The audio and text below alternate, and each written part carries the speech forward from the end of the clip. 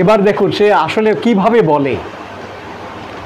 এটা তো দেখলাম তার সমস্ত কথা বলে, কিন্তু বলে কিভাবে দেখেন, বলার জায়গাটা একটু লক্ষ্য করেন, জিনিসটা একটু খারাপভাবে বলে। সে হচ্ছে shameless, shameless, expose the person, expose the person, say shameless, তার স্টেটটা হচ্ছে শেমলেস, নির্লজ্জ। নির্লজ্জ মানে যে জিনিসটা সবার সামনে বলা যায় না, সবাইকে বলা যায় না, এমনকি ডাক্তারকেও বলা যায় না ওইভাবে, সে একবারে নির্বিবাদে ওই নিয়ে কোনো মানে এই জিনিসটা বলা যায় না, সেই জিনিসটা বলে দিচ্ছে। কেন বলে দিচ্ছে দেখেন, সে যুক্তিও দেয় কিভাবে বলে, এই যে naked wants to be,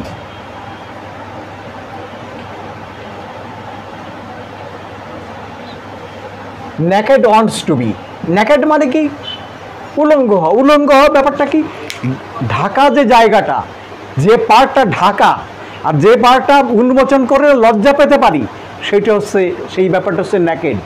তো কেমন কিছু হতে পারে যে স্যার খুলে না বললেই তো হবে না, বিষয়টা হচ্ছে এই, আমার এই কারণে বন্ধুদের সঙ্গে এক জায়গায় গিয়েছিলাম, এর থেকে আমার এই সমস্যা হয়েছে। আপনার তো ডাক্তার মানুষ, উকিল মানুষ, এই দুজনকে যদি খুলে না বলা হয় সত্যিটাকে, সমস্যা তো আমারই হবে, বলে না কথাটা।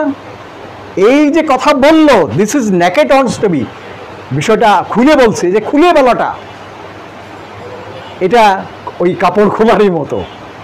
যে জিনিসটাকে উন্মোচন করা, যে জিনিসটা ঢাকা রয়েছে, যে জিনিসটা লজ্জার বিষয়, যে কারণে আমার রোগটা ঘটেছে, সেইটা হচ্ছে এই জায়গাটাই naked wants to be।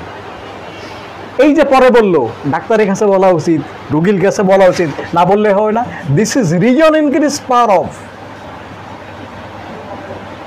Reason increased power of,